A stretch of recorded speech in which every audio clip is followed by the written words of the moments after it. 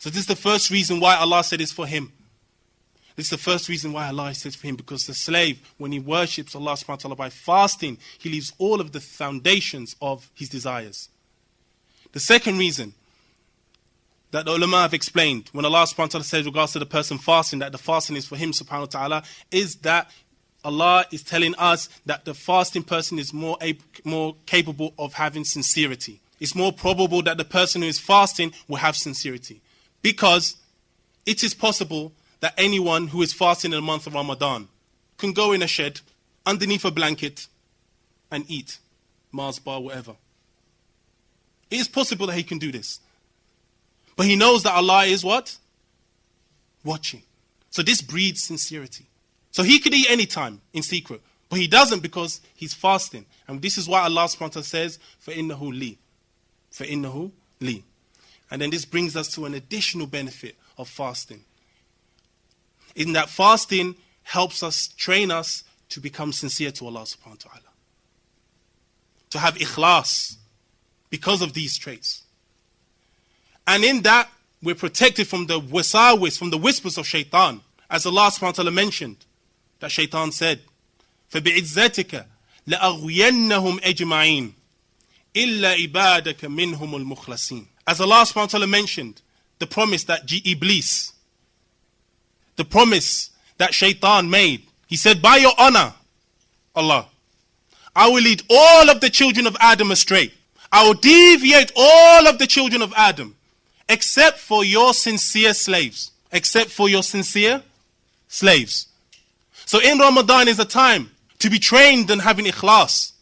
As Allah subhanahu wa ta'ala mentioned, it's for him. Why? Because there is no one we should be doing this fasting for except for Allah subhanahu wa ta'ala. And in secret, we could eat, we could drink, but we don't because we know Allah subhanahu wa ta'ala is watching. So from the benefits of fasting is that it trains us in being sincere.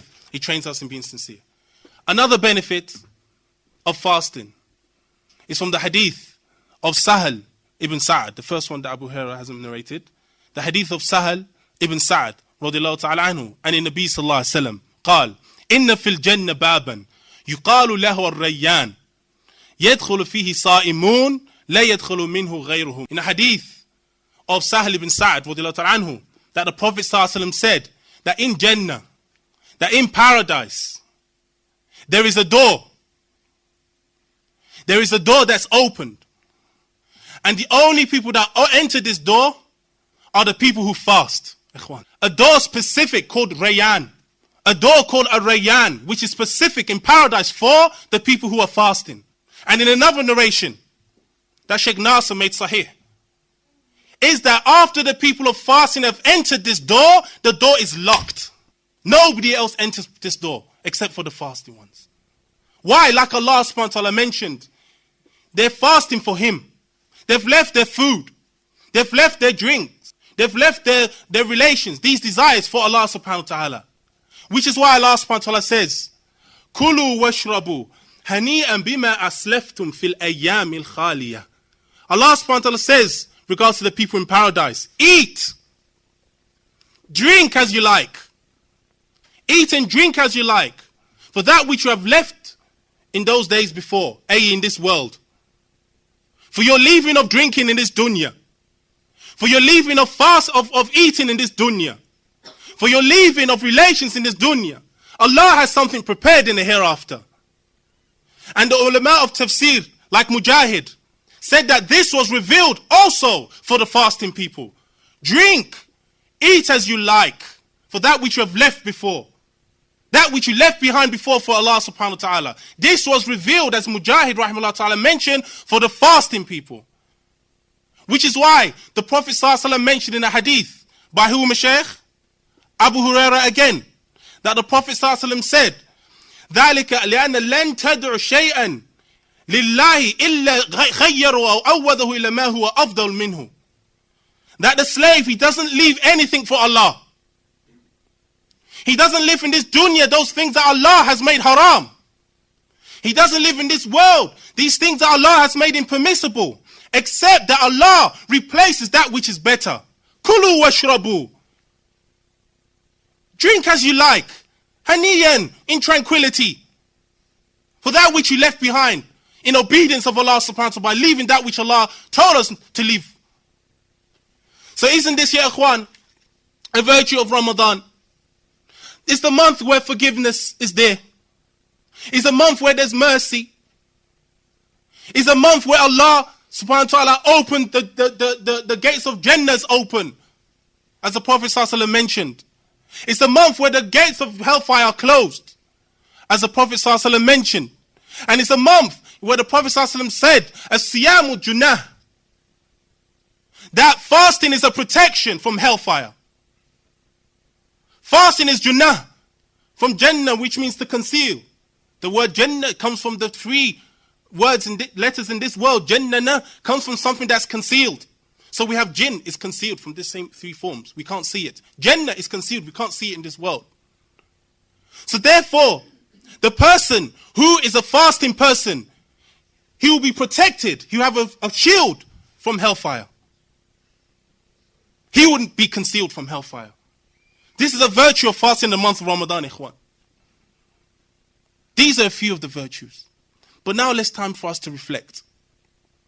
The month of Ramadan passed us last year. Sahih, ikhwan? We fasted. We prayed. We made dua. But did we attain taqwa?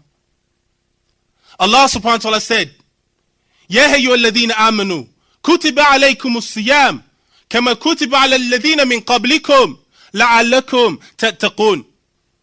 That fasting has been prescribed for you like those before you, in order for you to attain what, ikhwan? Piety. Did we attain piety from the last Ramadan? Have we attained taqwa from the last Ramadan? Have we increased in the obedience of Ar-Rahman since the last Ramadan?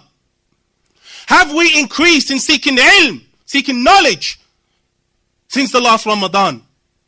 Have we increased in our worship since the last Ramadan? Or have we increased in sin? Have we increased in disobedience? Let's ask ourselves. The Salaf used to say, ثواب الحسنة الحسنة فمن عمل حسنة ثم اتبع بالحسنة كان ذلك علامة على قبوله الحسنة الأولى ومن عمل حسنة ثم اتبع بالسيئة كان ذلك علامة على عدم قبول الحسنة الأولى. The Salaf used to say that the reward of a good deed is the tawfiq, is the prosperity, is the ability to do another good deed after it. That's the reward of a good deed. So the reward of fasting Ramadan, according to the way has been prescribed for us, the Sunnah of Mustafa sallallahu alaihi wasallam, would help us and make us do good deeds after. So a good deed, the reward of a good deed, the Salaf used to say, was the ability to do another good deed. And then they went further to explain. They said, so whoever does a good deed and follows that good deed with another good deed, it's a sign that his initial good deed is accepted. It's a sign that his initial good deed is accepted. And also the one who does a good deed and follows that good deed with a bad deed, it's a sign that that first good deed, initial good deed, is not accepted. It's a sign, not indefinite. It's a sign. So let's ask ourselves, did we attain taqwa? Did we grow in the love of Allah subhanahu wa ta'ala? Did we increase in the muhabbatillahi subhanahu wa ta'ala?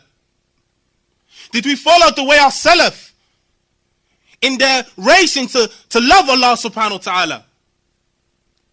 Like we have a narration on the Prophet sallallahu alaihi wasallam, that companion came to the Prophet sallallahu alaihi wasallam and asked the Prophet sallallahu alaihi wasallam, Mata sa'a? When is the last hour? When is that day of resurrection? When is the day? When is that day of judgment? When is the end of time? And the Prophet ﷺ said, ماذا أعددت لها? ماذا أعددت لها? أعددت لها? What have you prepared for that day? What have you prepared for that day? This companion of Mustafa ﷺ, do you know what he said? He said, I have not prepared anything for that day except that I love Allah and I love the Messenger sallallahu alaihi wasallam. And then the Prophet sallallahu alaihi wasallam says, you be with those man tuhib. You be with those who you love. We will all be with who we love. Have we increased in the love of Allah? Are we loving our brother for the sake of Allah or for the worldly affairs? Are we loving our brothers for the fact that he's upon the Sunnah? Or are we loving our brothers for a benefit we may gain?